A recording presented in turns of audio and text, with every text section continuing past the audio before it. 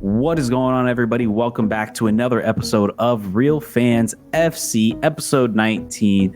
And yeah, we are back. How you feeling, Adam? How you feeling? I've been better. You know, we've had a rough couple of weeks, that's for sure. Yeah, I mean it's been pretty sucky, I will say.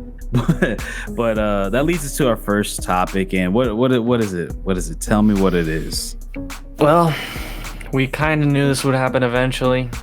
What we didn't know is why it would happen, but Miami have crashed back to reality. They have not been playing well without Messi. Aside from beating down a pretty, one of the worst team in the league, Toronto, there's not much to show for it. The team just is very lackluster. The first half, against Houston in the Cup final was the worst first half of football they played the entire season, and that's coming from a team that was the last place in the Eastern Conference pre-Messi. I think so, yes. Not even just pre-Messi, but pre-DPs, pre-U22s. This season. And it was still it was that bad watching it. I mean, what was we had one worse shot than when we had half. 22 homegrowns on the field 7 homegrowns on the field at once. I'm gonna pull up all the stats for the game because I think it needs to be said. While I'm doing that, what do you think about that Houston game? Obviously, it was horrible. No, I mean the first half was bad. They kind of picked it up in the second half. But obviously, especially towards the end, they got the one goal, but they couldn't equalize. Banged one off the post. Oh no, my bad. That was the New York game. And then then going to the New York game, didn't look really good in that game either. Look, I'll say this. I'm not gonna lie. I was a little wrong because look, I always knew this team was definitely better with Messi, but I thought this team would still perform and be like a top team in the East even without him, because I know a lot of like the big Messi fans are going to say like, of course, what do you expect? This is the worst team in the league and Messi comes here. Messi's the greatest ever. Like, but it's like, I mean, we added a lot of pieces, it wasn't just Messi, and we added a lot of quality pieces, and those pieces were playing really well when Messi was on the field, or even those times when he was out. So in my mind, I was thinking like, like a lot of these guys are this isn't the same team that was in last place. We added 5 other people, 6 other guys that have You're definitely right, but this is something that I think everyone's forgetting about. We also don't have Jordi Alba on the field. I think his presence is immense. To the point where he's played. Correct me if I'm wrong, but I'm pretty sure he's had plenty of minutes with Messi not on the field, and we've done absolutely fine in those games.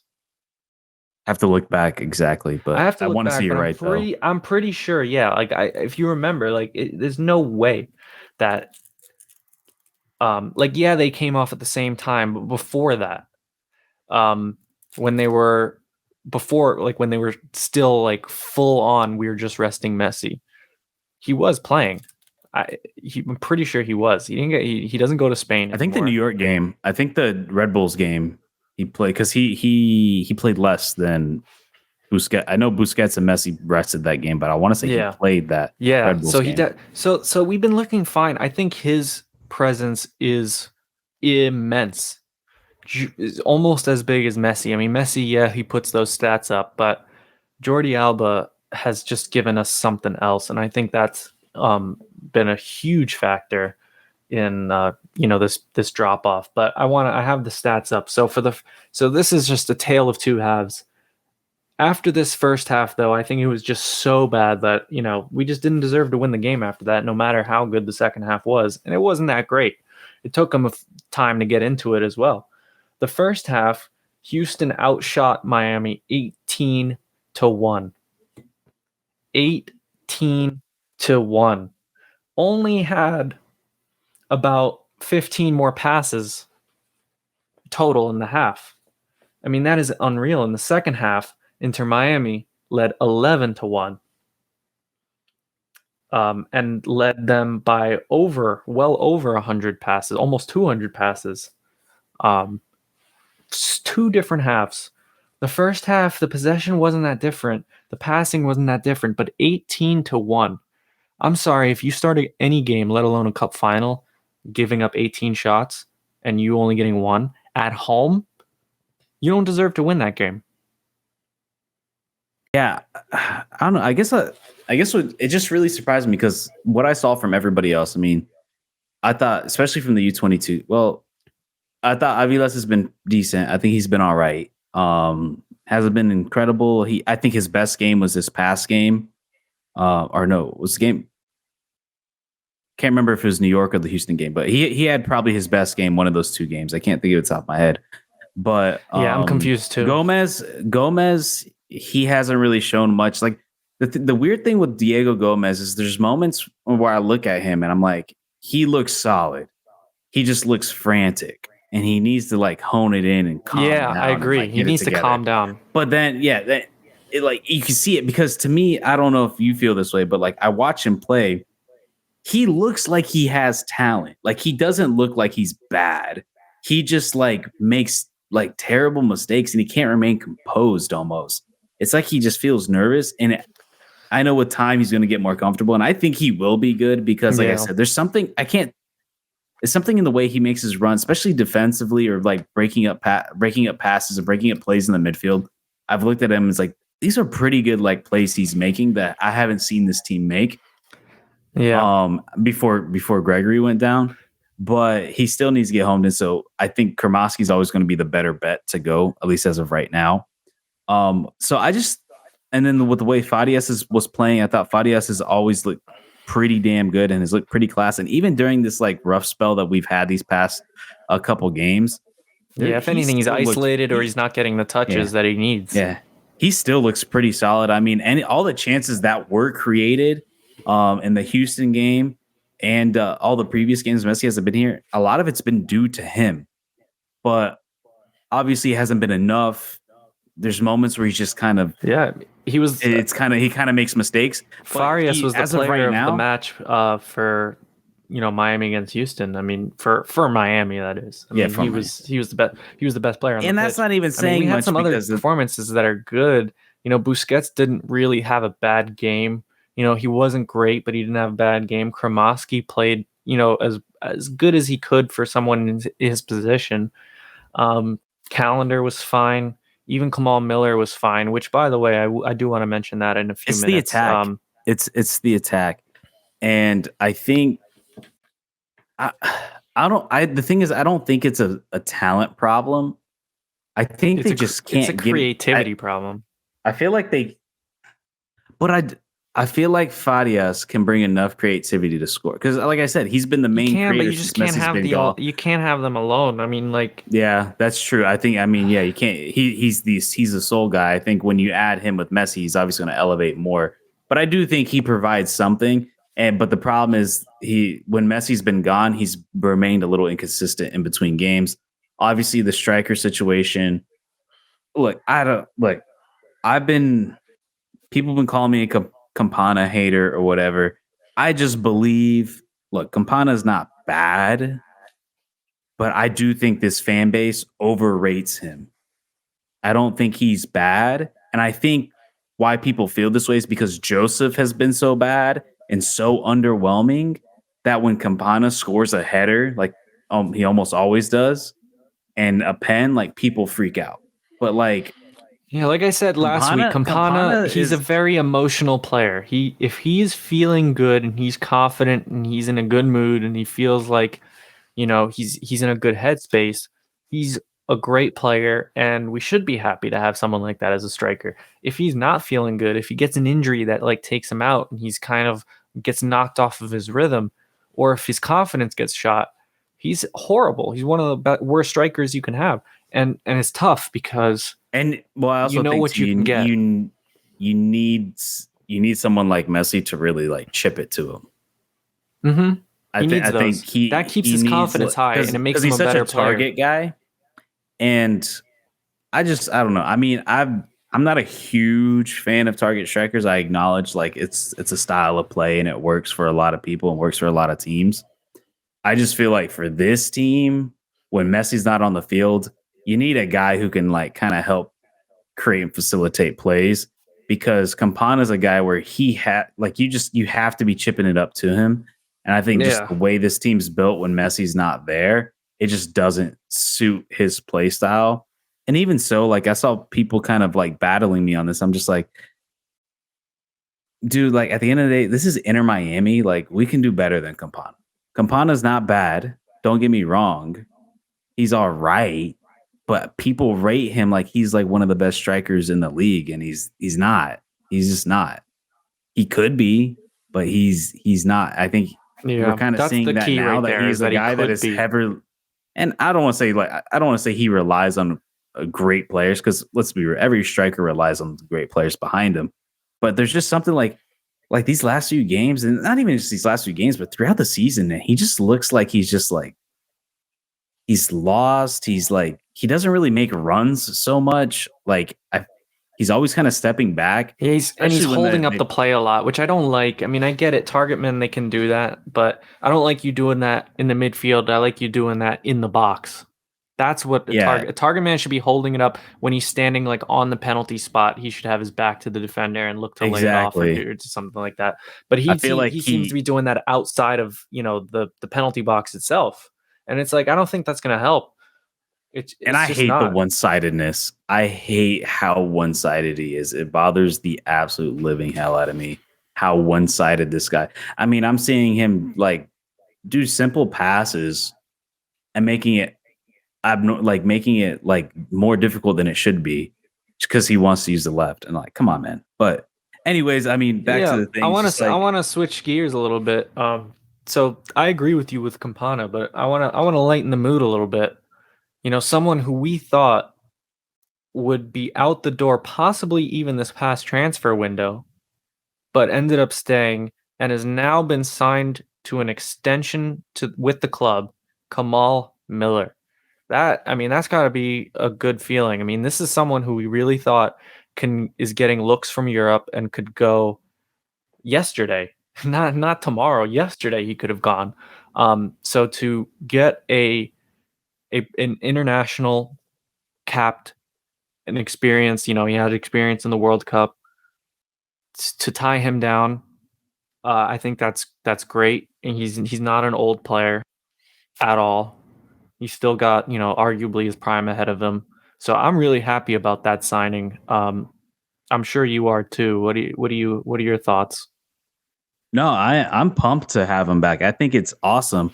I'm still skeptical if he actually comes back. I do think it's an odd play though, because he's in a position in his career where this is it. Like if he's gonna go, he has to go Yeah, it didn't this seem winter odd, break. the timing. It Because was like we he thought is he was going to what, go, and all of a sudden, 25? wow, 25 or He's 25, 26. 24. I don't think he's 26. He's either 25 You or don't think so? 24. But like this is like a time where it's like, what if he stays 1 or 2 more years, like that He's window's 26. gone. Oh, he's 26. So it's like he Haha. stays one See, I more got you. year, that that window is like pretty much gone. Like it's his time now to leave if he is to leave. But But at the same time, there are a but lot of eyes on this team. Everybody's watching this team. well, It's just a fact. Everybody's watching this team, and I get it. There's other players that are getting looks too. I mean, Calendar's probably going to be out this door very soon. well, So it's I guess not. the I mean, thing with yes, I understand. Like, I would agree. If I was Kamal Miller, I'd be looking to go to Europe. But at the same time, I don't think it's as bad of a decision as it would be if he, let's say, made this decision last year. There's no Messi, there's no Busquets, there's no Alba, there's no fanfare. Um, if he decided to stay, then maybe we'd be like, "What the fuck are you doing, bro? Like, what are they paying you?" yeah. But Well, I now will you say can this. I'm not saying it's excuses it, but I'm just saying it's less of a bad decision than it was No, because of the I agree eyes and the with you. money in the league.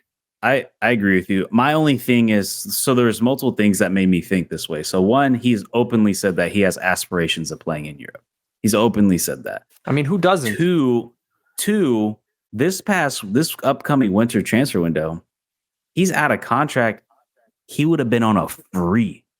And we all know like how important that is to be on a free. Like that pretty much opens the door for you to for sure like maybe even fight yourself for like a higher level team, maybe like a Europa level team, maybe even potentially like a low level Champions League, like to maybe not be obviously not be a starter, but to fight and be on that roster because he's on a free.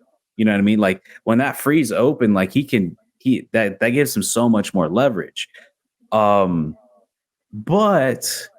with Inter Miami's history, and here's my little conspiracy hat going on.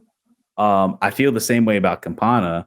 Is with all the eyeballs that are on this team, obviously scouts and whoever, there's more people looking. You're getting more, I guess, exposure.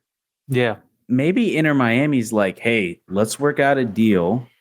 We get you on a contract. Let's see if we can make some money off of this, and then we transfer him out. Because I mean, we all kind of know, unless you're a big player. Totally agree with you. I totally agree with you. I think they probably had a conversation. They said, "Hey, let's sign this contract. We'll negotiate. It's just to help us make more money. We are not going to hold you to Inter Miami. If a club that you want to go to comes to us and says we want to sign you, we're not going to fucking extort them because we have this contract. Yeah, we signed the contract, so it's going to be worth more, and we're going to try and get our money out of it. But at the same time, we're not going to stand in your way. We're going to be flexible. For those of you sports fans out there, I'm going to make a little joke here. We're not going to be the Portland Trailblazers to the Miami Heat and just say, fuck off. Don't matter what you give us everything or nothing. They're not going to do that. So I totally agree with you. And I'm actually glad you brought that up because I was thinking the same thing. We did that with Bryce too. There's no chance that Kamal Miller is thinking I'm signing this contract to stay here for sure. I'm going to sign this contract so I have some guaranteed money. So Inter Miami's going to get some guaranteed money, and they're not going to hold me down. You know, they're basically signing and agreeing and saying, "Listen, we're not gonna fuck you over on this. Let's just both get some money out of this. You know, we just want to be able to get a transfer fee out of you. We don't want you to leave for free, but we'll negotiate with these teams. We'll make sure that, you know, a deal can be made." And I will say this, Kamal Miller, why do you say no to that? I totally agree with you.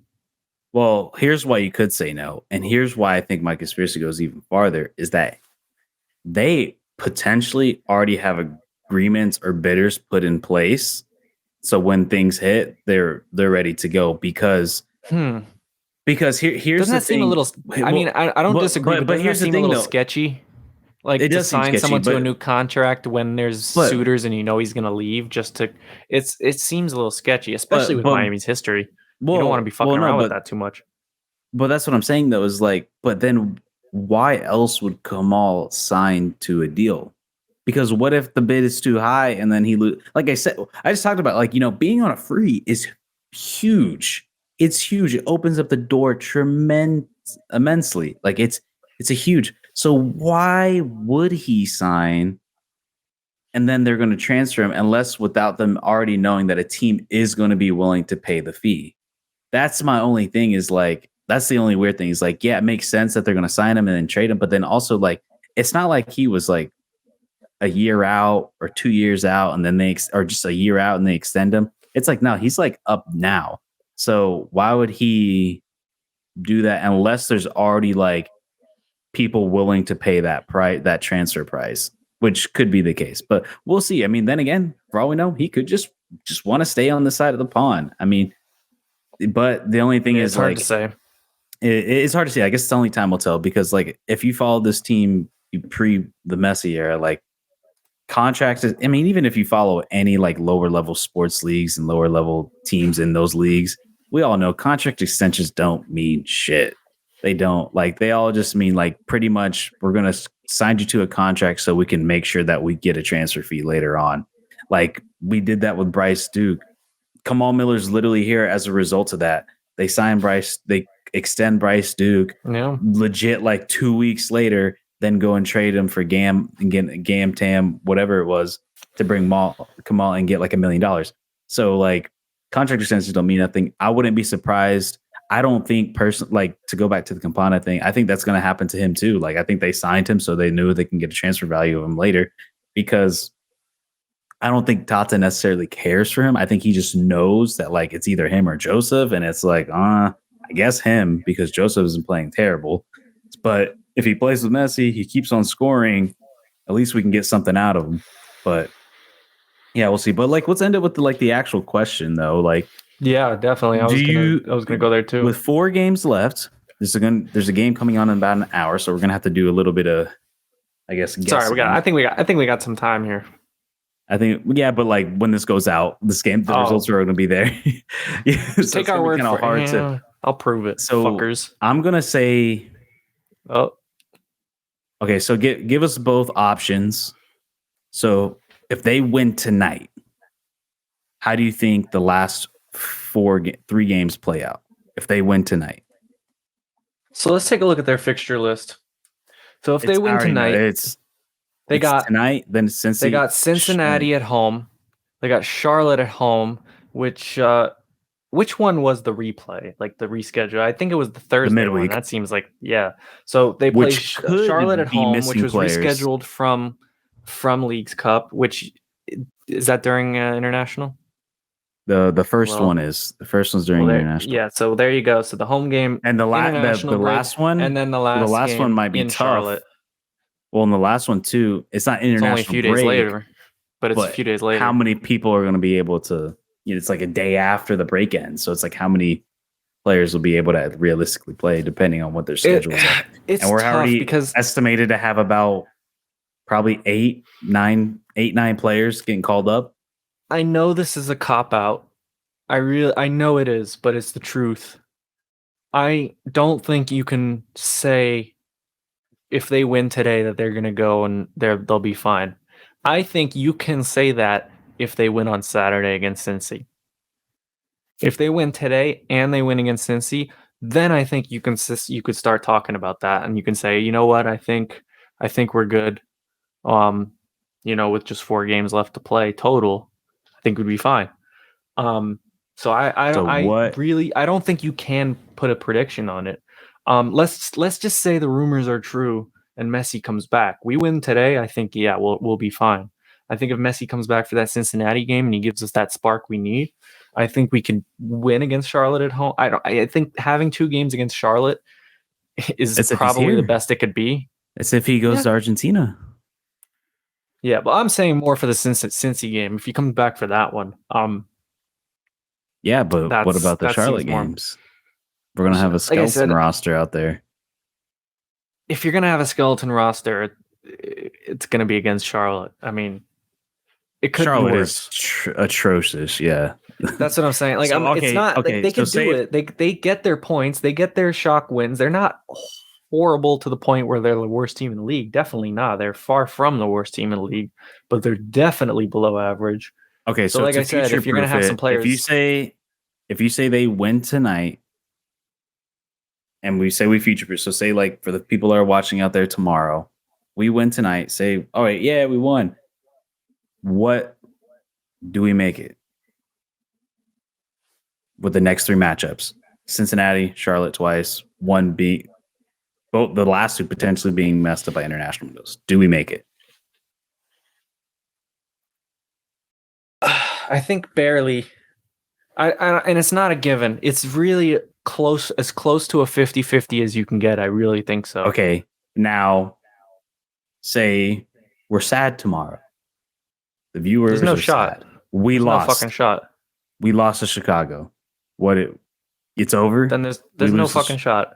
There's no shot we lose tonight. We lose tonight. I think if we draw tonight, it's over. Yeah, that's true. I don't think it's completely over if we draw, but I think it is. I know what you mean. It's not. We need to win. Mathematically, it's not. But I think it's over if we don't win tonight against Chicago. So for me, I think we can afford to lose one more game. I think we can afford to lose or draw one more game, but we have to win out. So I'm going to start with if we win today, which I think we do have to win today. I think we lose to Cincinnati, regardless of Messi's there or not, because of the fact that it's just the team is like, even if he comes back, he's not going to be 100. Even with Cincinnati, I mean, Theoretically, They're just too good. Cincinnati doesn't exactly have anything to play for. That is true. And that is true. They could just rest. But then again, you don't want to rest for too long because then it's like you want to stay semi-fresh. Yeah, I'm not going to say they're going to do a B squad, but I think they might have a little bit of rotation going on. Yeah. So that could play a part as well. I think so. Let's say that you beat Chicago. I think you can afford to lose to Cincinnati. You lose, so be it. You tie, whatever. Then I think you have to win those Charlotte games. That's the tough decision for me. Is like, what happens with these international? There's a lot of rumors and talk going around that the schedule is definitely going to change next year. They're not going to play during international windows anymore. God, I hope they do. I hope they actually make a difference and actually change so we don't play during that shit. I think they will. They can't. With a full all the season eyeballs of Messi, there's no chance. And with everybody locked in on this Miami team, trying to see if they make starting it, to complain. Other people are starting to complain too. It's not just and they're like, Miami. dude, that is stupid. Like, what? Why are we playing? Especially with how many play. I mean, we've got pretty much had 3/4 of the starting lineup gone. But I think even with a busted roster, man, I think we can still eke out a win at home. And then that last game away, I think there's going to be some players that are going to say, fuck it. It's the last game. We got to go as hard as possible. Even if they did just play 2 days ago, I can imagine there's going to be players that are just like, I don't question the mentality. Charlotte. I think it's going to be away at Charlotte. So we could potentially see a full squad. It's going to be a tired squad, but I think you potentially see, because I think a lot of players, especially if it legit comes down, it's decision day and it comes down to that game. I think a lot of players are just going to do like one last, like, we're going to suck it up and do it. I think we win tonight. See, if it's so tough. If they didn't have that international break, I say we still get in. I say we lose that Cincy game, we still get in. I'm going to say we make it if we win tonight. I think we still make it. I think we can beat Charlotte twice. If we beat Chicago, I think so too. Charlotte, I think it's possible. Cincy, I think we drop, but I genuinely believe we can afford to lose the game because Montreal and New York, they're going to lose. These teams suck that are above us. They're terrible. So they're going to lose their games. And then we lose today. I think I lose hope if we lose today, because I think if we can't beat Chicago, there's no way. Like, I believe we can beat Charlotte with a depleted roster. Yeah. Like, there's no way we're beating Charlotte with the That's why I say a roster full of call-ups. Yeah, because they have to prove to me without Messi they can beat Chicago. You can prove to me that you can without Messi beat Chicago. Then Chicago and Charlotte are about the same level. I think you can then beat Charlotte. Cincinnati, I think you lose regardless. I'd be surprised. I think you can if you get a draw, it's a victory. But if you can't beat Chicago, my hopes are pretty much shot unless they somehow pull out a miracle and beat Cincinnati after losing to Chicago tonight. Then my tune will change. But like, if they lose tonight, I think that's it, because then you just prove to me there's no way you can beat Charlotte back to back without them.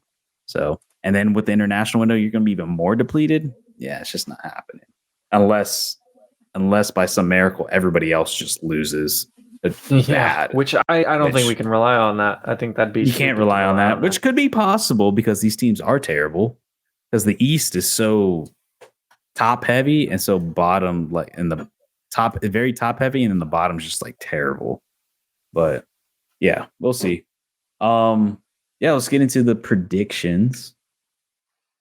All right, we are going to get into the predictions, and I'm going to set a deadline for myself. They will be updated with the records by next episode, so that way I can get in the next group, and then we will have a final reveal pre-playoffs when the regular season is over.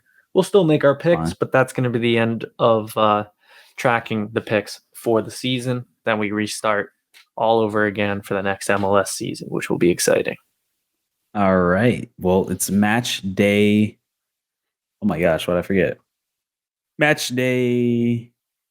Oh my gosh. 37. This is for match day 37. And we will not be predicting the games for today. It's for this weekend. Yep. For this weekend, match day, which everybody's going to see anyways. All right. First game, Charlotte versus Toronto. Charlotte minus 310. to Toronto plus 700 with a draw being a plus 420. So Charlotte at home, they're a terrible team, but Toronto's even worse. I think they're just trying to get through the end of the season and bring in their new coach and revamp that roster. So I think Charlotte has something to play for. Charlotte wins at home. I agree. Toronto, I mean, just looking at how Miami's been playing these past few weeks without Messi, now that, without Messi, they got destroyed still. And this is not a good Miami team right now. So I would agree and go Charlotte.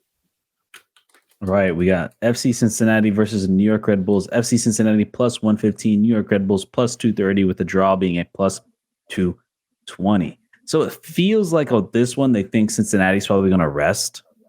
Like you said, they won Supporter Shield. They're locked into first place, have literally nothing to play for. New York does, but I think Cincinnati, they're just still too good. Even if they don't go 110%, like they're still going to win this game, especially at home. New York's just not good. So I'm going to go Cincinnati with the win here. Yeah, I totally agree. I like the depth of Cincinnati too. Yeah, I think they'll be fine on at home.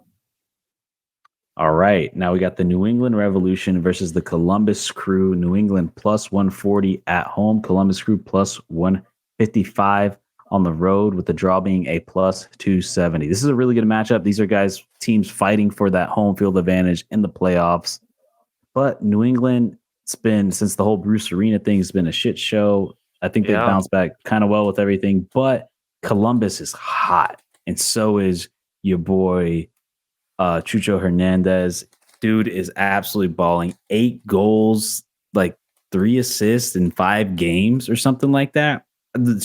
Columbus is on fire right now. Just for that reason alone, I would pick Columbus as well. So I'm going Columbus too as the road winners. All right.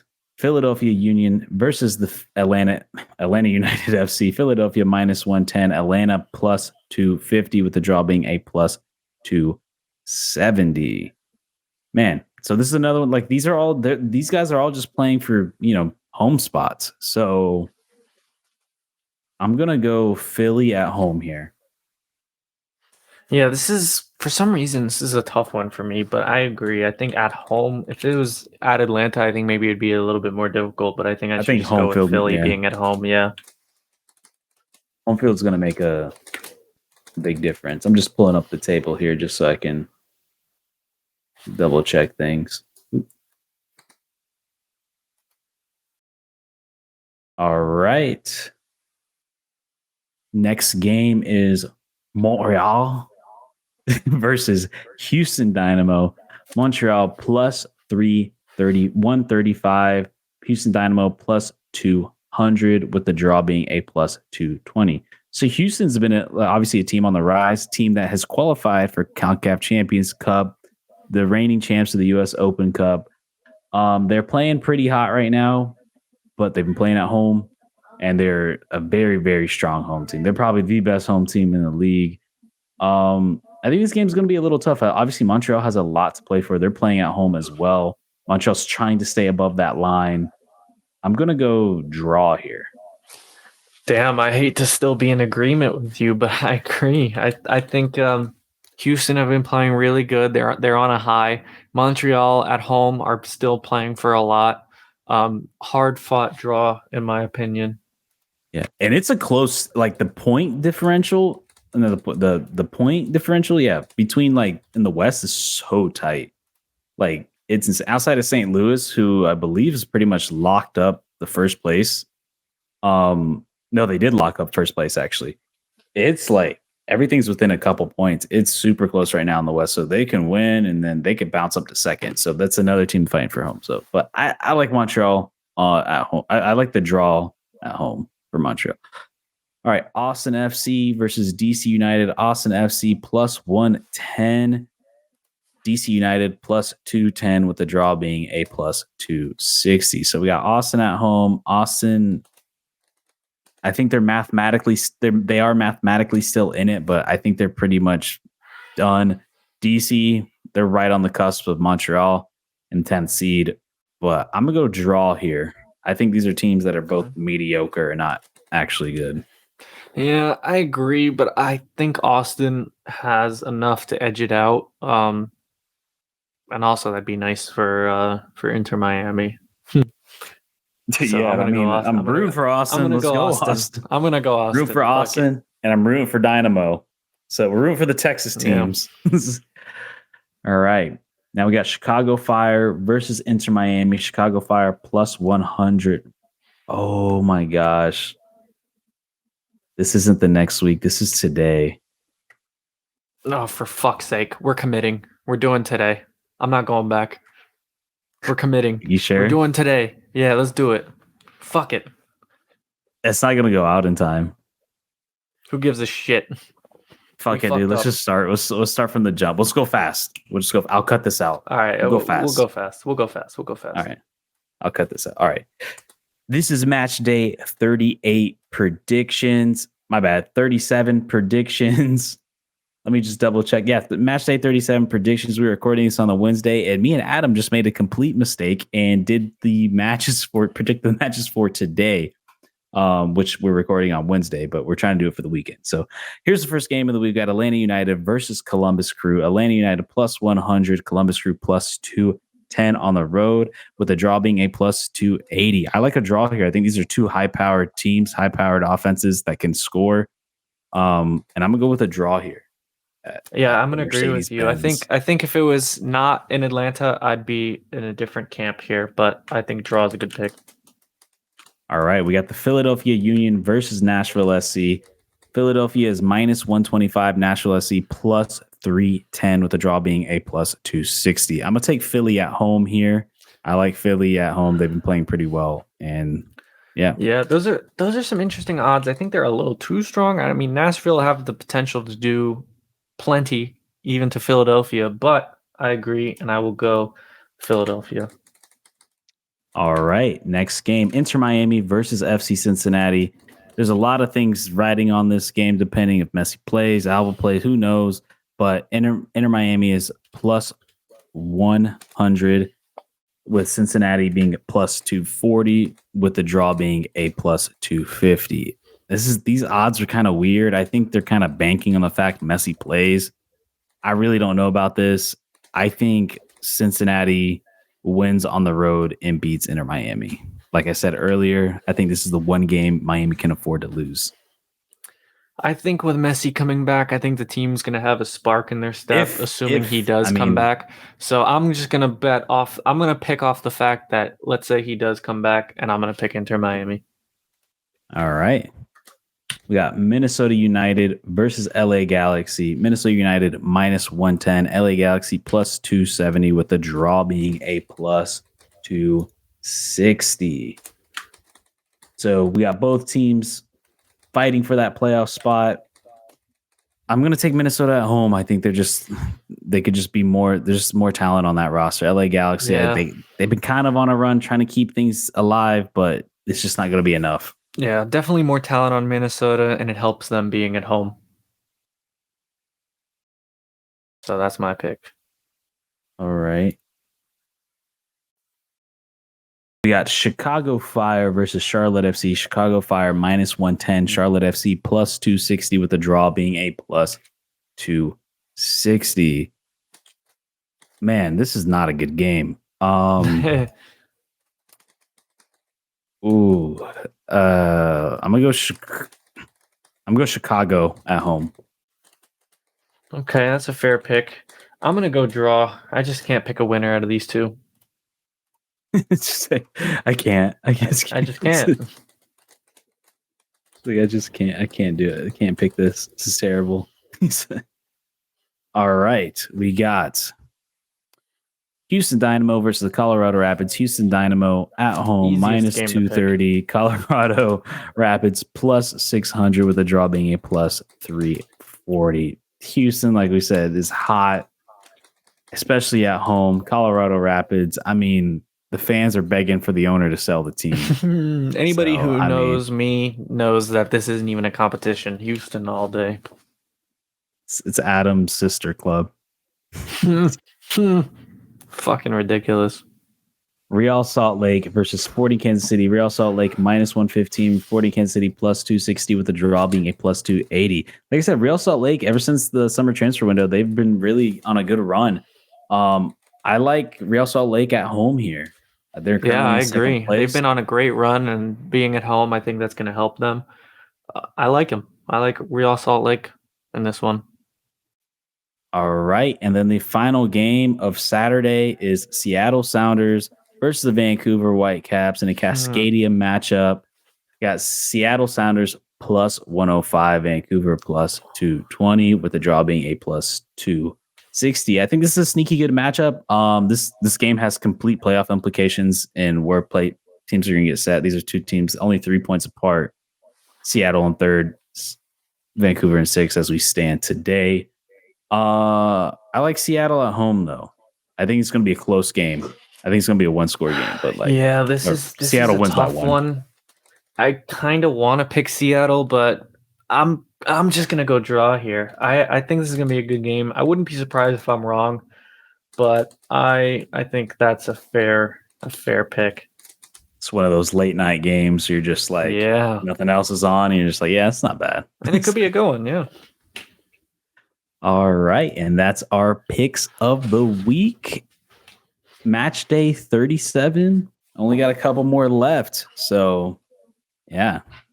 I know. So we'll see by the end of the season.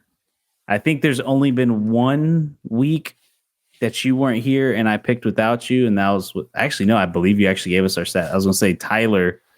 Well, he's the only one, but we'll talk about his. Well, no, I was going to say because me and Tyler did an episode together without you, but I think you still gave us the picks. I think we should have all our picks.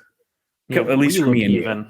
Yeah, we look even on number. Like I said, I'm going to take care of that, so we have something to go off of for the final 2 or 3 games left in the season. So now we are going to move across the pond, and we got some pretty big stories to talk about. We're going to get into Champions League. I think it's worth mentioning the one game that I did watch today. So we'll talk about that at the end. But first, I think it's very important. I'm pretty sure anybody, is familiar with this story, heard about it. I mean, this is crazy. I mean, we knew just by watching the video, if anybody is familiar with the Liverpool and Tottenham game, how a goal from Luis Diaz was ruled offside, and then the VAR check was commenced, and they kept the decision wrongfully. He was clearly onside, and they made a mistake, and they couldn't, and because play was restarted, they couldn't go back. Liverpool ended up losing that game, and they were pissed. They made a club statement. They were basically saying shit needs to change. It's the strongest club statement you could possibly make without just saying completely fuck you guys and you guys are shit. So this was released by PGMOL, and I think this is as fair use as fair use gets. So I think I'm going to share the clip. We're going to talk about it. I'm going to read the statement in the beginning and the end of the video for those of you who are not watching the video, so that way you can see the at least hear the text that is on the screen. So let's get that up. I'm gonna share it. Here we go. All right, so let me start by reading the statement. The following is the footage from the Luis Diaz goal, which was incorrectly disallowed in the Premier League fixture between Tottenham Hotspur and Liverpool. The on-field referee does not hear all of the audio from the VAR room, only those comments directed to him. Let's get into it.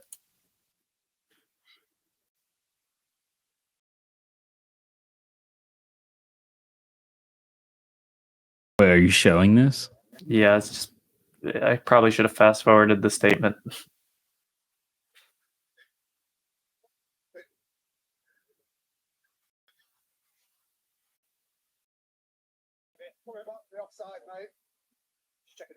I can't hear it. I think you didn't share audio, but there's no audio? it's fine.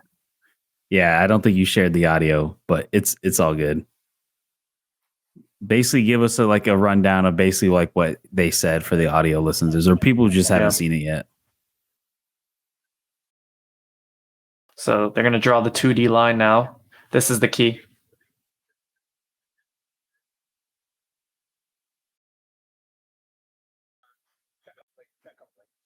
Boom, pause it right there. Oh, that would have been perfect.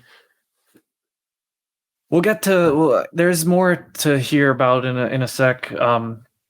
But they realized it and they were cursing at each other after that. There was some expletives in the audio, but the confusion was that they didn't realize, or at least a couple of the VAR officials didn't realize that the on-field decision was given offside. They thought it was on-field decision was a goal, and thus when they said check complete, they were basically saying keep the decision, it's fine, he's good, no problems. But because the on-field decision was offside, when the referee heard check complete, he restarted the game and assumed they saw offside and kept it the same. As soon as that sequence in the video ended, you hear the video operator, who's not even a referee, the video operator goes, "Hey guys, the on-field decision was offside. Are you happy with that? The on-field decision was offside. Are you guys happy with that?" He says it twice. And then they go, "Oh, fuck." Like literally, like they had to bleep it. And they're like, "Well, what?"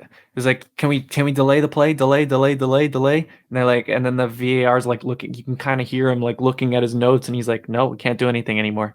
Can't do anything about it."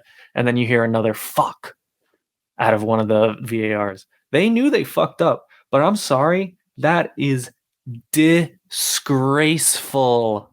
That is absolutely disgusting. I'm confused. They are rushing the decision. How come could the head ref not notice that though? I mean, so, he's on the board. Like I said in the beginning, it. like I said, no, they didn't call him to look at it. They only call VAR looks at things. And they will he didn't go look at it himself? That's unless if you see the referee do the symbol and then go to the monitor, that's when they're looking at it. Most things, they do not require the referee to go to the monitor because they call it this is something that I've learned from watching some videos and reading about how they operate and how they train. It's called factual. If you're checking something that is not a matter of opinion, like a red card, so like if someone's going studs up into somebody and the referee gives a yellow and they're saying, hey, ref, you should probably look at this. That's because the referee is the one who saw it in the moment and gave a yellow. They want him to make the judgment call. So they tell him to go look at it. In a factual situation, did the ball go out or not? Is he offside or not? Did the ball hit his hand or not? Because there are certain situations, if there's a handball that leads directly to a goal, doesn't matter if it was deliberate or not, doesn't matter if his hand was up or not, it's no goal. So those factual decisions that aren't a matter of objection, aren't a matter of opinion, are a fact. Was he onside or was he not onside? Draw the line. That's a fact. They don't have the referee actually go to the monitor and check factual things. That's what they call them. They call it a factual matter.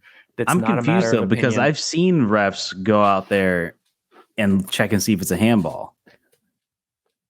So that's why I'm saying that regular handballs are opinion, but a handball that leads to a goal can never stand. So if someone accidentally touches it with their arm, but then they shoot it immediately and it's a goal, that's a no goal. It doesn't matter. So that's what they call factual. I see what you're saying. So that's what they call factual. So when they VAR it, they don't care if his hand is down or not. They're asking, you're not talking about the ball hit his hand? No, we're not talking about a pen. That they'll go look. Yeah. I'm talking about factual matters of did it or did it not? The answer is either yes or no. Did it hit his hand? Yes or no. Is he onside? Yes or no. If it's a yes or no, they don't make the referee go look. If they have to ask, well, is his hand on his side? Do you think that there was enough space for him to look? How aggressive do you think that challenge was? Then they'll have the referee go look at it. I think that's a very important key that I think people need to know here. And that's a reason and they're rushing it. I think that's the key. If you're listening to the video, if you're watching the video, they're going, okay, check complete, no problem. Like they didn't think once to go, okay, so what was the call on the field? Offside? Well, he's on, so change it. It's a goal. Like Yeah, didn't so they occur. made It's a like so. mistake It's saying that because they basically got the call on the field wrong. They thought the call on the field was for not those a who goal. understand football, it'd be like if they ruled a pass incomplete, and then they go to the booth, Yeah, you have and to have then unrefutable. they found out that he caught the ball, and then they go the call on the field stands. You'd be like, what the fuck? The people in the booth would be like, no, he caught the ball. He caught the ball. So like for those of you, that's like a different example. It'd be like they call it incomplete. They find out he actually caught the ball, and then they It come out has on to the be field and they say it stands. undeniable proof that you got it. Get the So point. I do, yeah. So basically, yeah, they fucked up. I didn't see the game, so and honestly, I never really thought about how the ref doesn't go to the VIR booth to actually look to see for off. I never realized that they don't go for offsides for some reason. I don't know. I never really put two and two together. Because they draw the line. It's not something the referee. Yeah. It's a waste of time. Basically, no, yeah. Simply, I mean, I get it now. It's just something like I never really thought of. When it's a yes or no, you're gonna get the same answer from everybody. The truth is, whether they fucked up the decision, but everybody in that VAR room knew it was onside. They called it onside. It's just the process that they went through when they were done with it, and they were like, "Nah, he's good." Instead of just saying it's a goal or it's onside, it's a goal. It should stand as a goal. They're like, "All right, yeah, that's good. Check complete." And then the referee hears that and he's like, okay, yeah, they called it off. They said check complete. Let's go. He hears check complete. It's kind of like the call it's a reflex. You hear you say check complete, you blow your whistle, the game restarts. Yeah. Yeah, because the call on the field was offsides. Correct. Yeah. Yeah, I didn't get a chance to see that game. So I do want to ask you, because I kind of have thoughts on it. So a lot of English fans now have been very, very vocal past couple of days, but since this, that they should just get rid of VAR completely. What is your thoughts on this? I think I know what you're already going to say, but what are your thoughts? Those people are fucking stupid, brain dead. Stop having takes and get off fucking social media. What we just saw in the video is that the technology clearly fucking works. You may disagree with the offside rule, which I do. I think they should make it more exciting and they should say level is onside. Any part of your body is level, you're onside. That would be more exciting. Yeah, there'd be more goals, but that's a different. You're on the point where as long as you have some part of your body, correct. Onside, I think that should be the rule. See, for me, I've always been. It's a little off, but not like an inch, like a major body part. Like you got to be like not like a finger or something like that. No bullshit. I've always been a guy. No, yeah, I've always been a guy. Do feet. I don't care about head. I don't care about the head. I want to see like the elbow, the shoulder, like I don't need like little inches. I think the actual rule, body part, yeah. Well, I think the actual rule is shoulder. It has to be shoulder or head. I think your hands doesn't matter, from what I recall. I don't think the hands matter. To me, it should be foot. If it's by a fucking toenail, so be it. It's by a toenail. But like, I think it should be by foot. I don't like the head thing. I think it's just stupid because of course, like if you're running, you're gonna lean forward. Your head's gonna poke through. I think that's horse shit. But I do think it's foot. I'm not really with you on like you should just have a foot onside. I don't really like that. I just feel like I don't know. I feel like that's a slippery slope. You do not want to go down. I don't know. Yeah, that's just already me personally. A slippery slope.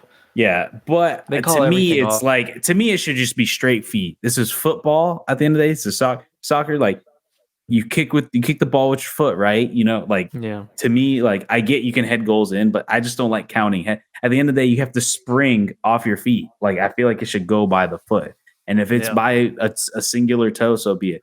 But yeah, I'm with you. Those people are fucking idiots who says they should get rid of VAR. The truth is, and I've heard this from other people, the technology works. The people don't. The people fuck up. The reason why we've been complaining about referees and your granddad has been complaining about referees since he was fucking our age is just how it is. People fuck up.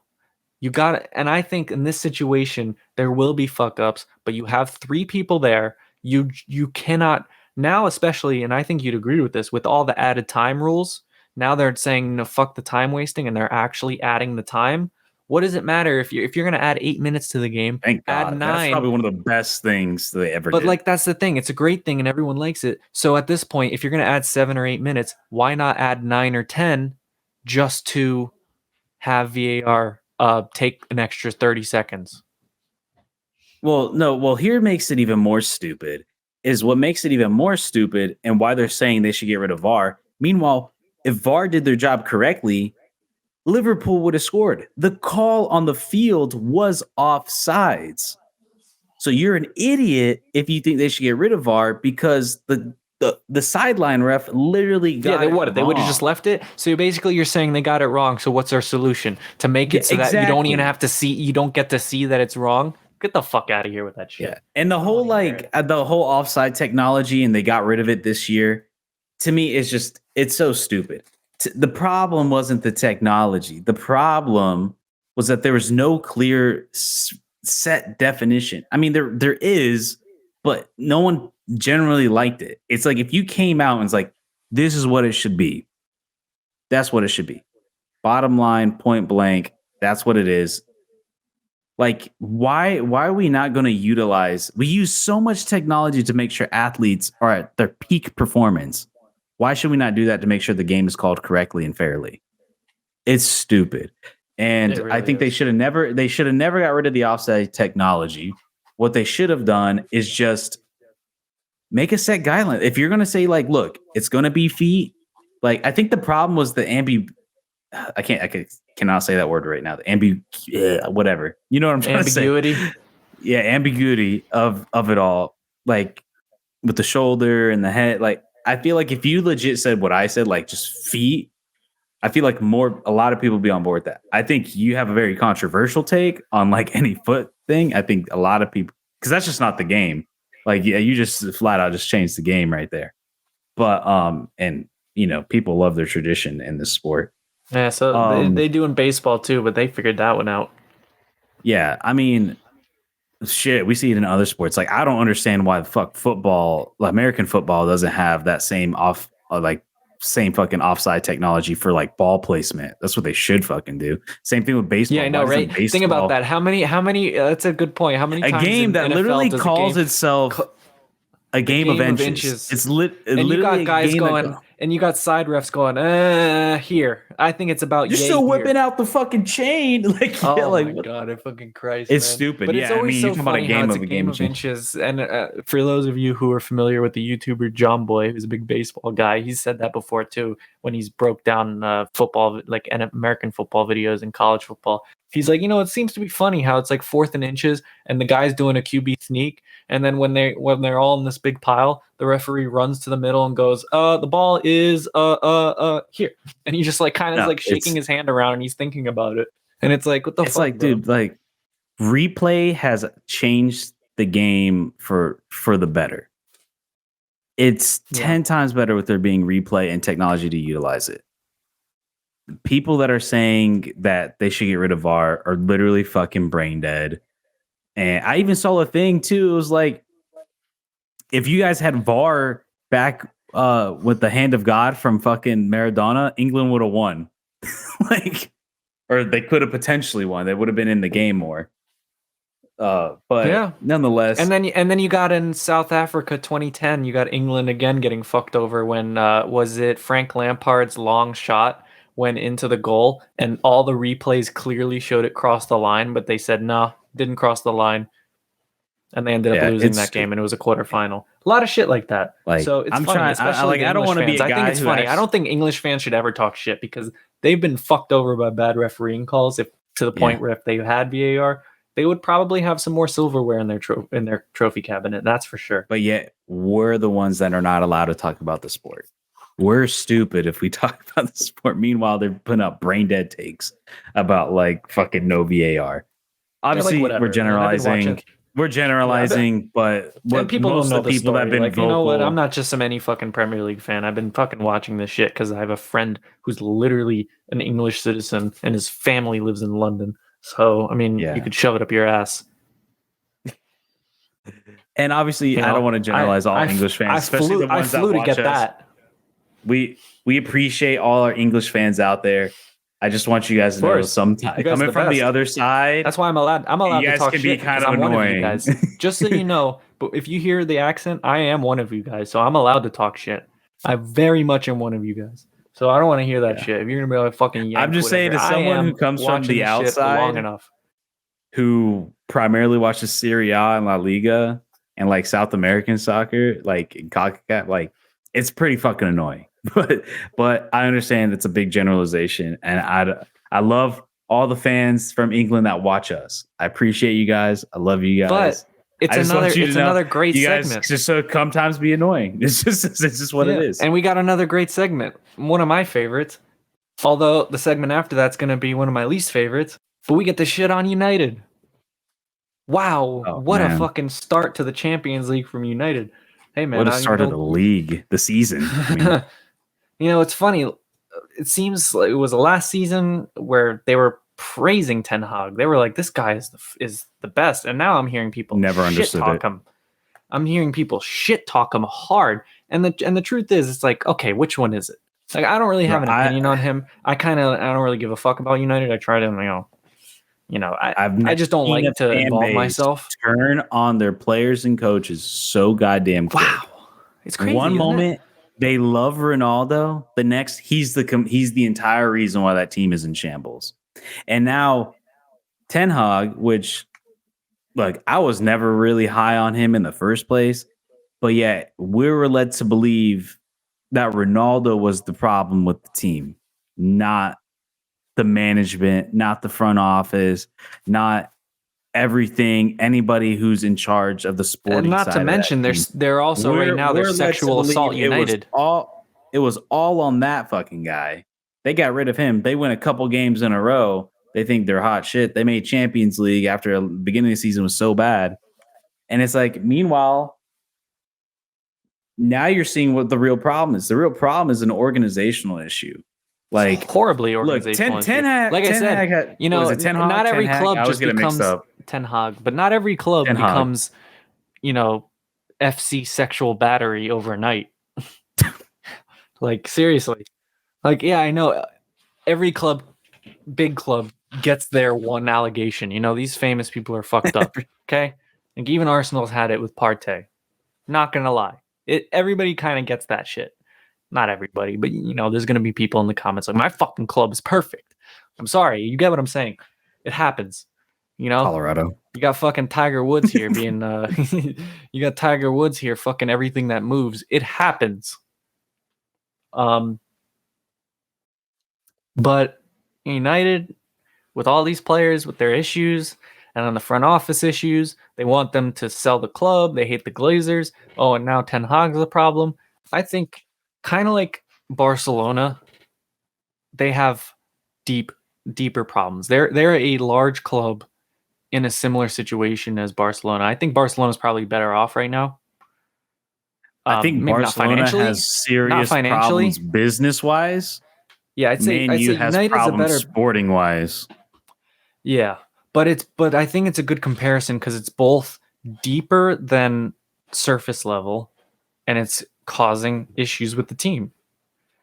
It's something that's not necessarily directly, like, I can't blame Ten Hag all. Like, I don't think he's the perfect, like, he's no Pep Guardiola, but he's not a bad, like, you can't look at United and say he's the reason why they're fucking up. So dude, that's why I hate the turn from the fans, because it's like, you guys have so many problems and now you're just gonna talk shit about Ten Hag. Like, listen, I get it. Not my first pick. He's not. But there are some problems with that club that if you're just staring at the manager and you think it's going to be better, like, I know it sucks, and this is coming from an Arsenal fan who dealt with some bullshit after Wenger left. I know. It's hard when you lose a fucking coach who's been your entire identity. I grew up only knowing one coach for my team. Like, isn't that fucking wild? Like, I was born, and then when I go to my first game in England in fucking 2016, 17, whatever the year it is, COVID made things fly by. I want to say 17. I see his last game ever. Clubs, when you have a manager for 20 plus years, it's not going to be easy when you have to change things all of a sudden. It's not. And Arsenal realized that, and talk shit about them all you want, but their board got their heads out of. They knew. They were like, we need to fucking fix this shit now because we can't be a United. We can't deal with them. We got to get a coach. We got to invest in players. We have to get everybody involved. We got to promote our youth. So they knew, and that's why they're in a better situation. Both teams were big. They were at the top of their game. Both teams lost their longtime manager, and only one of those teams kind of rebounded. Yeah, I think because like I see you put like, is it the front office? Is it Ten Hag? Is it the squad? I think it's all the above, man. I really think it's all of the above. Like I don't think, like I said, I don't think Ten Hag is the reason, but he's not. I don't think he's the reason, but he's definitely part of the problem. He's not going to drag you out of this hole. Is my point. Like I don't think he's causing it, but he's not going to fix it. And a coach can only be as good as what he's given to. And I'm gonna ask you, because I've asked multiple people who aren't United fans, just like people who watch the Prem or just watch top 5 leagues. Like, dude, I looked at that United roster. I don't know anybody on that back line. And I'm gonna point to you. Do you know anybody on that fucking back line? Like genuinely, I don't know any of them. Or in general, or like going to the season, you look at that back line and you're recently. Like you look at that team that played. I do know them, but I don't rate them. Like the team, the back line that played this past. I know Delo, but I think he sucks. I know Varane, obviously, and Lindelof, but I think Lindelof is trash. I think Varane is your only hope. But you're surrounding him with... Yeah. You are a Prem expert, so you know these guys. But like, as somebody Lindelof and Delo, just compare it. And I'm really, again, I'm not trying to as an Arsenal fan, but this is just where I can, draw a lot of comparisons because I watch them the most. But compare Lindelof and Varane. Would you rather have Lindelof and Varane or Gabriel and Saliba? I mean, it's not even a fucking question. Exactly. I know them. I know them. You know who they are. Yeah. One of them, one of them's going to be in the future of France, and one of them should be. Yeah, because called up for Brazil. I've genuinely asked, you're the first person, and I'm sure our fans are going to say, well, I know them, but I know that they suck, so it's different. Yeah, and you're a diehard Prem, you watch the Prem all the time. I know. I watch good matchups. But I'm not gonna There's gonna be weeks where I rather watch the matchups that are happening in Serie A, La Liga, which ended up happening this past week. I looked at the matchups, didn't really care. I ended up watching AC Milan, Lazio, that. Especially there's so many games going on. There's so many to pick. So this is the thing with there's just so much. You know what I mean? I was watching the Champions League with Galatasaray versus United, and I'm like, dude, I know the front and I know the midfield, but who the fuck is this back line? This is a good test. The only reason I know Onana is because he's just been so terrible. Everybody knows who he is. Yeah, I knew who he was before because he was kind of linked to Arsenal in the past. But yeah, he's been bad. I mean, I knew who he was, but I'm saying he is. But I want to give you a little test before we move on. How bad he was. Before we move on, I do want to test you now because that has me thinking. Because I just want to make this clear. I have a very, very good friend who is a Fenerbahce fan. So by law, I must hate Galatasaray. So fuck Galatasaray. Orospucucu Galatasaray. If you're Turkish, you don't know what that means. Please don't kill me. I was just fucking kidding, man. That's fighting words. I can get death. I literally can get bomb threats for that. It's bad. Well, if they find us on Real Fans Podcast and they understand Turkish, that'd be a miracle. It's like fuck your mother times 1,000. It's bad. All right, so the test here is I'm gonna read out because there's some players I know you're not gonna fucking know, so I'm just gonna skip them. First, I'm gonna go with the United roster. say yes or no if you know the player. Some of these we already know. Here, I can So tell we're you the gonna ones see. that I do know on the United Because I'm roster. curious if you're gonna know more on Galatasaray, because I think you'd be surprised when I start reading the lineup. Okay. I mean, I can tell you what I can tell you tell me all what the you know people I from know United. on Yeah. United. Fernandez, Okay. Rashford, Mason Mount, Casemiro, and what's the other midfielder? I'm drawing a blank. Man, I'm drawing a blank on which one? the third midfielder because they ran a 4-3-3. I want to help you out, but give me a little bit. And then they had the striker Christian was Eriksen? the Norwegian. Are you thinking of Yeah. Christian Eriksen? Okay. Yeah. And then the striker is that Norwegian kid. He's young, isn't he? Højlund. Yeah, he's 20. I only know So that that's not because bad. he's All right. because of the name. So And then Onana. I knew Onana, obviously. So that's pretty good. So legit the back line. I didn't know. One, 2, 3, 4, 5. That's 5. Maybe I'll give you 6. I'll give you 6 players on United. Okay, so I'm gonna read some names here. You tell me if they sound familiar. Muslera. No. Oh, he was the Uruguayan goalie for a long time. Okay. Oh, yes. I know who he is. Wilfred Zaha. I don't know who that is. You don't know who he is? He was Crystal Palace legend. He's a winger from the Ivory Coast. Dude, I'm surprised. I'm surprised you don't know. I didn't. Then you won't know this one. Prem, dude. Lucas Torreira. No, I don't know. Fuck off. He played for Arsenal. He was great. I told you, man. I did not grow up. I did not grow up watching Prem. Yes. Yeah. I know Tete. Brazilian winger. Yeah. And then Icardi. They got a pretty strong team over there. They have Icardi, and I'm not done yet. They got Dries Mertens. I don't know who that is. You don't know Mertens? You're a fucking Serie A fan. You're doing them. Come on now. I mean, I don't know Serie A, but like Mertens. I will say this with Serie A. I actually just started really getting into Serie A this last year. Last year was when I really started getting into it. I'm surprised Dries Mertens doesn't stand out. He's Belgian. He played for Napoli. I really started getting into Serie A last year. Last year was kind of like my year because I feel like Serie A was really down for like a long time. He played for Napoli for a long time. He's getting old, but still. So Galatasaray has a team. I know as many people on Galatasaray as I do United, if I'm being honest with you. Yeah, you don't know any United bench. Which is why it was worth bringing up. Yes, 2 of them are like Prem players. But you know Icardi, you know Tete.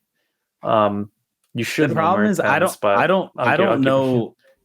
know like my with certain I just don't know my history like that. You know what I mean? Like I'm relatively new, like the past and the thing is I never really watched Serie A until like I said the past 2 years. I was really I watched a lot of La Liga and then Champions League. So. And I just kind of watched it loosely. It wasn't until like the past maybe past 4 years, I really got it like really into it. Before I just watched it loosely. But Serie A has been super. I don't know if you feel this way. I don't know if you've watched any, but Serie A this year and last year have been super entertaining. It's been super entertaining to watch. So last year was kind of. I haven't really been watching, but I've been hearing. Yeah, so like kind of right now, my 2 mains has been La Liga, which is I always watch, and then Serie A. Serie A has now kind of entered that rotation to where I've been I don't want to say I'm a fan, but I've been really enjoying watching AC Milan. Every time they're on, I genuinely try to watch them. I mean, I like Giroud as an Arsenal fan. I can't hate him. It's always fun to watch that, man. I know it's bro. I love the style of Rafa Leao. I know he can be inconsistent, but man, when he's playing, when he's good. Yeah. Well. I can agree with that. He is like one of the best wingers in the world when he's playing well. It's just a matter of him. But even when he's not playing great, the thing with Rafa Leao, he's one of those where it's like he can have a bad game, but he's gonna have like 4 or 5 flashes that are like world class. Yeah. Like that those are like his bad games. So he'll have like a great game, and he'll probably have like 3 good games in a row. Then he'll have a bad game, but then even in that bad game, there's like because he's such like an athletic freak, like he'll just because the sheer nature of his athleticism, there'll be like 4 or 5 plays where he just looks incredible. Like he's by far the best player on the field. So they've just been really fun to watch. I've been enjoying watching them. Inter's really it's just super, super competitive. And the way Prem is shaping out to be this year, it's not going to be super competitive.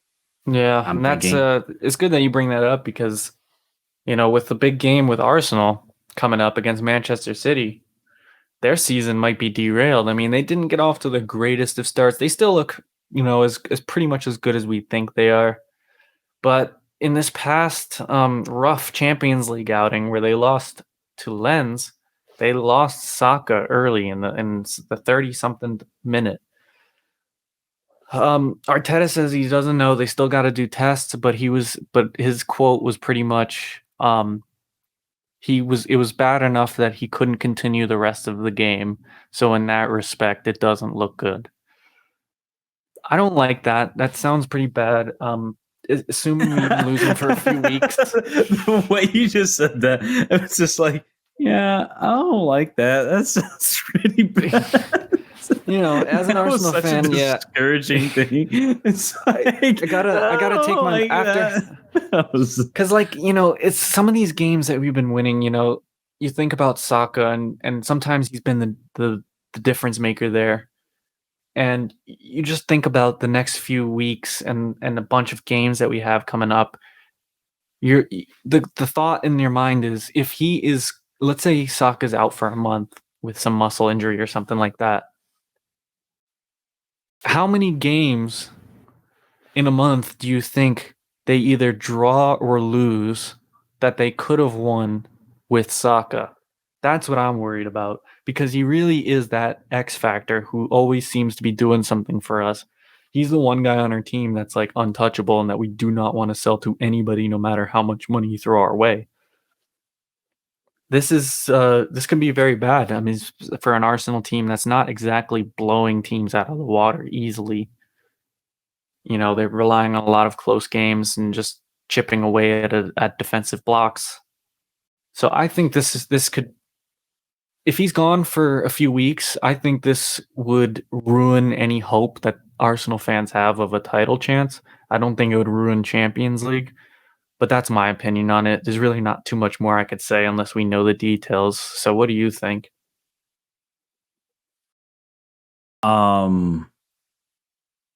Yeah, I mean, I'm looking at the schedule right now. You guys got a tough stretch here. I mean, you got City next, you got Chelsea, which I guess you shouldn't really be too scared of Chelsea. They're a shit show. But I mean, your next 2 Champions Leagues game are against your toughest competition in the group with Sevilla. You're playing Sevilla back to back in Champions League after just losing to Lens, RC Lens in France.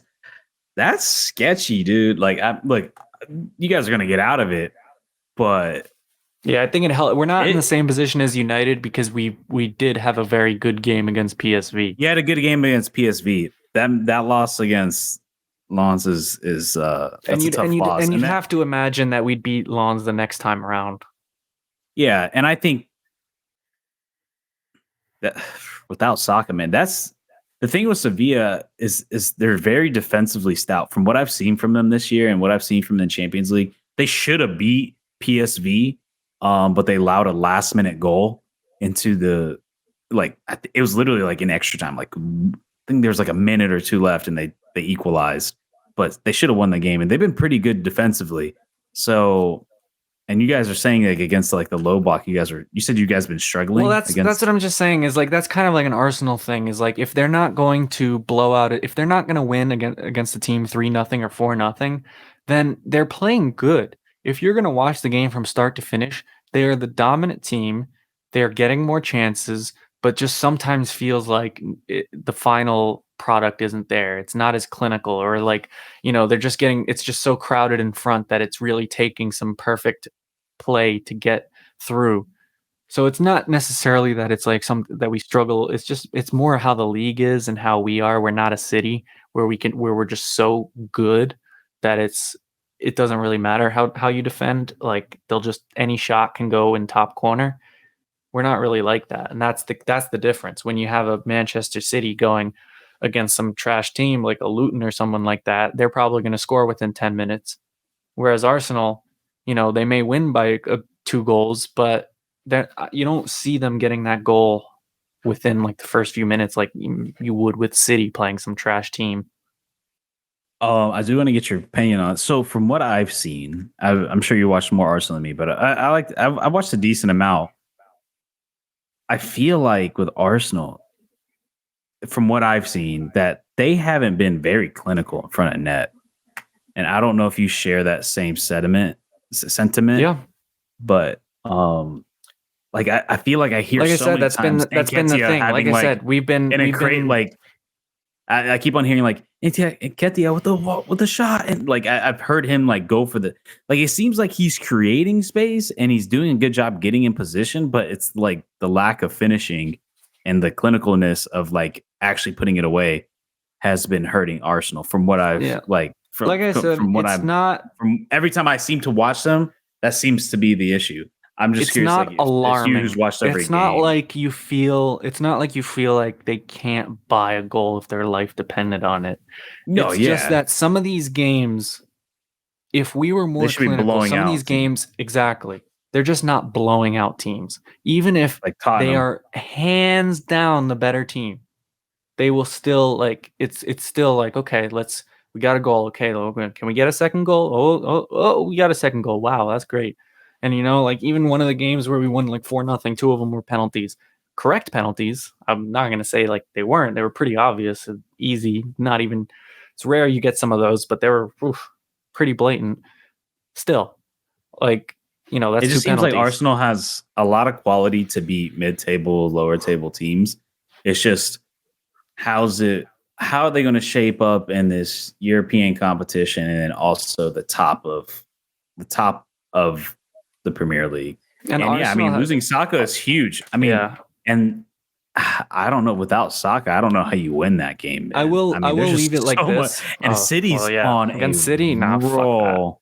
Yeah. I mean, they're not aside from even their little hiccup when they had a little hiccup, but a hiccup for them is just a hiccup. oh, But too, yeah. I mean, I will say this about Arsenal. Um it's they tend to play to the opponent. So yes, I totally see that. if they're playing a City or a Liverpool, then they look like they belong. You know what I mean? Like they're putting in effort. They're really, putting together some great chances. They're defending really strongly and they're not making many errors. And then they'll play like some bottom half team and it's not as clinical. And it's kind of like, well, they're not they're letting the team dictate it. Not so much. I'm not saying like, you play against a team like Brighton or something, like not Brighton. Brighton's a bad example now. They're good. Like Fulham. Luton or Fulham or something like that. Yeah, I Even mean, you guys Fulham's pretty drew good. against Fulham's in 13th, right? They're 2 Well, 2 yeah, and they're 3, pretty and good. But you they get got the a draw point. Like against you guys. you get the point. Is like it's not exactly like you don't feel like I said. Arsenal, when you're watching those games, you know that they are the better team. It's obvious. The possession, the passing, the chances. It's obvious, but it doesn't always translate in results. And that hurts Yeah, them sometimes because if they make a mistake and you're only up by a goal, what are you going to do? it's like you're You got to not deal with it. dominating like you should, and it feels like one of the few games where you really felt like, yeah, we're the fucking better team was that PSV game. It was like, yeah, like without a doubt, like we're dominating this game. But then you look at like I said, today or yesterday, my Yeah, bad, yesterday, and yeah. just couldn't put it away, and Yeah. they won. So look, And I like I thought this said, group was going to be a Arsenal were the walk in better the team, park, but after losing that game, look, I think you guys are still going to advance regardless. Because yeah, I think you're gonna beat everybody at one. But it like, makes it tough. man, but I mean, if Sevilla can get 2 draws on you, that's that's scary. Tough. Like Yeah, that's it is. It that's is. scary, which is completely realistic. Like obviously Yeah, Arsenal's the better team than absolutely. Sevilla, but Sevilla has shown that they've been pretty damn like good defensively. And if they can eke out 1-1 wins, I mean, look, if Lens can do it, like why couldn't like Sevilla, who I think is a better team than them, is probably going to advance. Like that's scary. Like that's really scary Yeah, because definitely. the good advantage is, I think, who do you play at Sevilla next? I was going to say at least the advantage is you're going to have you're going to have more home games at the end of the group, which is going to be very helpful. Yeah, so you guys are playing at Sevilla next too. Did you guys Yeah. you guys played at Arsenal for PSV, right? Yeah, PSV was home, Lens was away. Okay, and then you're getting this one away. All right, so then you're going to end the group with 2 homes. So that's good. But Yeah. I mean, that's not that big of a deal, I think, like I said. But I don't know if the whole league race, that's just going to work. It just seems like City's just got in the bag. They just have, even if someone gets hurt. I mean, bro, De Bruyne hasn't even back yet, and they just have so much fucking depth. Yeah, it's crazy. That it's just insane. Crazy. It's so they're missing, I think, their best player, and they're still unstoppable. It's one best midfielder in Europe. I've said this for the past 2-3 years. I said he's the best midfielder in Europe. I'm sorry, he just is. I think he's the best player right now. Like, genuinely. Like, I mean, I don't know. People are gonna say Mbappe. I think people are also gonna say Haaland, but like Haaland's nothing without De Bruyne. Yeah, he's scoring so much because he came into it. He was scoring a lot with Dortmund, and now he's just scoring a lot because he's with City. You know, it's just like, come on. Yeah, I mean, I love Haaland. It'll be I think he's a really cool guy, but I mean, let's call a spade a spade. The dude's kind of a tapping merchant. I mean, let's be real. I mean, the dude's getting unreal service from everywhere. You just needed a guy to finish it, and he's so fucking huge. He just bodies off everybody and just dominates. But yeah, I don't see anybody. So we'll see what happens. City. That's Champions pretty much what I gotta or say. I think we're gonna lose to City without Saka. Even with Saka, it'd be tough. But if there's no Saka, do you think the no league's party. pretty much done? I think I mean, like in theory, yes. I think it's a little too early to say that. Especially with City having their hiccup. It's just a matter of how many hiccups they're gonna have because they are the better team. So we'll see what happens. I think it's too early to say, even for me. And you know how I was last season. I agree. I think if you can come out with a draw, that's a win. I agree. Yeah, come out with a draw is win. I do think it's early, but man, does it not seem kind of scary though? If you like, like it feels like everything's shaping up for them just to win it again. Like you said, outside of hiccups, who's really beating them? Yeah. Outside of hiccups, there's not like everybody came into the season thought like if anybody's going to take it down, it's going to be Arsenal. Like Arsenal's were the favorites to take down City. And like I said, if Saka is hurt and he's not playing, then what can you say? Like I don't give us a chance, especially in this game. And that could be the title later down the line, but we'll see. It's too early to say. It feels like this is one of those years for the Prem where it just doesn't feel very outside of when it comes to at least the title race, it doesn't feel super competitive.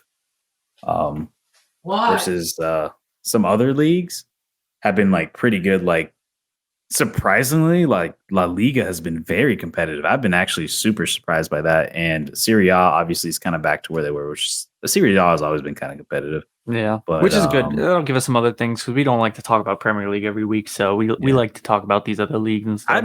I've been shocked by obviously because Real Madrid is not like as strong as they could be, and Barcelona's kind of being kind of down, but and they're still getting their ass saved by Jude. Really, dude, oh man, like that's another team that's just eking out victories. They're eking out victories just because they're just so talented with the players that they have, but they're not. You're gonna need more than just talent. You need players, and they just need a striker, man. They need a fucking striker. Don't get me wrong, Jude has been playing amazing as a 10, as an attacking midfielder.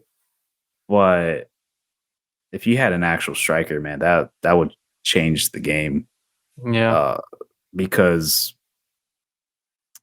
I mean, we saw. I know it's not on the topic sheet, but I mean, we saw it with Atletico. Like Atletico is probably the first like high level Champions League team that they played, and they lost. So that's what I was saying coming into the season. Like I'm worried. Like okay, yeah, they're beating up on bottom teams and like mid table teams and like some competitive teams. Like they beat Sociedad and like Sevilla, but like how are they going to look against like contenders for the Champions League? And that's what I was. Yeah, I'll be real excited to see the Clasico.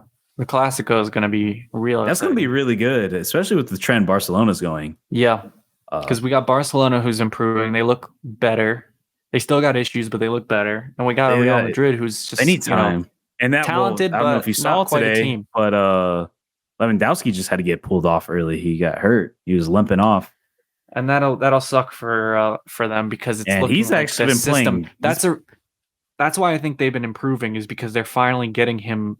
They're realizing what kind of player he is and what they need to do around him.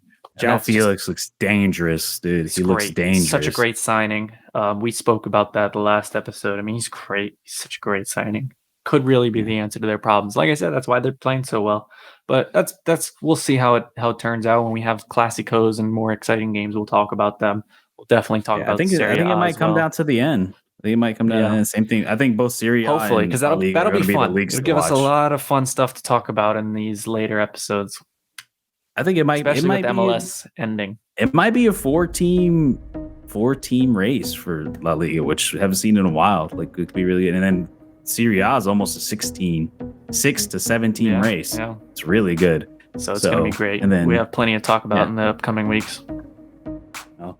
Well, we're going to end it right there. Episode 19 of Real Fans FC. I want to thank everybody. If you guys listen to the end, greatly appreciate it. And if you guys made it to the end and aren't subscribed, subscribe, man. Subscribe.